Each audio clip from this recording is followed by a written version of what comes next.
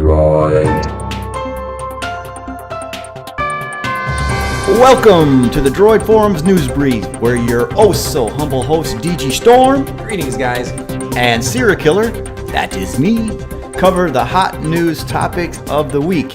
We have 3 stories for you this week, folks. We got a great thread, that PC747, about how expensive is Verizon compared to the competition. We also have a Samsung Galaxy S6 Edge charging problem. And finally, the LG G4 has officially been unveiled. And also, we will be announcing the winner of the contest. It's exciting stuff. Yeah, good times. So let's kick this off. Alrighty, first up we have the basically smartphone plan comparison. How expensive is Verizon compared to the competition? Well, I have a slightly biased position regarding this issue because I took advantage of a recent Sprint offer from a couple of months ago, which was of limited availability, is no longer offered. I have unlimited everything for just $65 a month plus tax. Since I get great service on Sprint for my uses, I feel like I have a bargain. Still, I agree with Foxcat that I will be really tempted to get a Nexus 6 and switch to Google Fi when it is offered in my area, or at least try it out. I'm a light data user, so I could end up paying maybe only $40 a month for my service. Nice. That sounds kind of tempting. Yeah, dude. I mean, definitely. I mean, you're already on Sprint. They're going to be using Sprint Tower, so you're familiar with all the coverage, man. Mm-hmm. And you can save some money. Why not? This has been a great thread. Of course, it always, starts to morph in about the different coverages that all the people are experiencing, this, that, and everything else, and how I jumped in there as well about some problems I had with AT&T, billing issues. But yeah, this is a great thread. A lot of different discussions going on there. We really recommend people jump in there and give it a read through, because I'm sure you'll have your own opinions on it as well. Moving right along, Samsung Galaxy S6 Edge has major flaw from fast charging. That is an understatement, huh? Uh-huh. Let us make no mistake about this, Stormy. This is a hardware problem. Yep. Okay? And I think Fur-Bearing Mammal, what a great username. Mm-hmm. He really addresses it, and he echoes my same sentiments. If they're going to issue a software fix, this is not fixing it. You can't fix a hardware issue through a software update. Okay, well, they're going to either cripple that capability, or they're going to or they're going to get rid of it. So I don't know, man. I don't know. They got this is a big issue, and how they're going to handle it going forward. I'm really looking forward to see how they're going to do that, and how the consumer is going to respond to that, because it's not a good thing. Well, first of all, I agree that they definitely need to address this issue in the hardware for going forward with the new devices, and I have a separate thing I want to talk about that. I will kind of disagree with you on the idea that it can be fixed with software.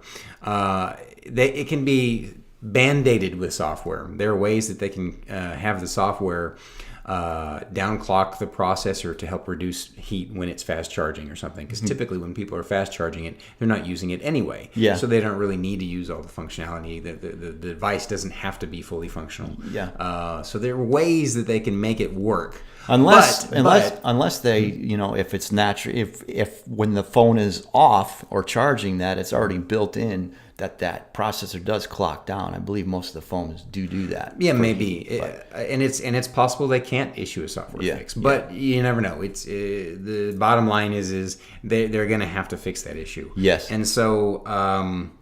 Although the conversation in the thread mainly talked about the different fast charging methods and how Samsung will fix this issue, I want to take this opportunity to jump on a soapbox a bit. What is up with the weak quality control of mobile companies nowadays?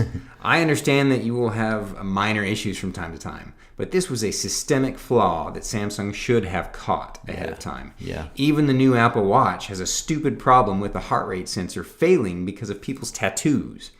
I'm not kidding. I know. These companies are getting lazy in their quality control testing. There's no excuse for this kind of stuff getting past Samsung testers. Yeah. Very good point, my friend. Yeah. So next up we have the LG got revealed. All the specs and details here. So wow, this phone is so surprisingly impressive after all. Despite my reservations about its purse-like exterior, its internals are pretty great. Yeah. It could have the best smartphone camera ever on a phone. And it definitely ticks all the hardcore user boxes like removable battery and micro SD slot. I'm not a big fan of the big 5.5 inch size, but I might be able to adapt. Yeah. But of course, I will wait to see what Small Town Girl 13 thinks of it, since she owns every flagship device that comes to Verizon. You rock, Small Town Girl 13. Yeah. Just picking it up. What a surprise. I was pretty shocked when I read that. I was like, what? Nice sarcasm there. When does she not buy a new device, right? We love Small Town Girls. That's She's right. Great. She's great. Jeffrey, he says, awesome device. Hats off to LG. They listened and delivered. Yeah, you said it, man. LG really delivered a really good phone. Great specs, removable battery, plenty of RAM, great camera, micro SD slot, plenty of onboard storage. It doesn't get any better than that, does it not? Yeah. And honestly, I kind of like that they went with the 6-core Snapdragon 808. It's not as powerful as the 810, but it's probably a lot more battery efficient. Yeah. And it doesn't have the potential overheating issues. Yeah, and let's be honest. How are you going to, you're going to be using the phone, you're going to be like, oh, this thing is slow. I wish I had, a different processor. No, it's going to be able to power that phone. Exactly. Pretty easily. For sure. All right, so we do have a winner, huh? That's right. The contest. Yeah. The winner is... Do we need a drum roll? I guess that would be pretty cool. Okay. The winner is NeoArt. NeoArt. Chose the winners randomly from all of the entries.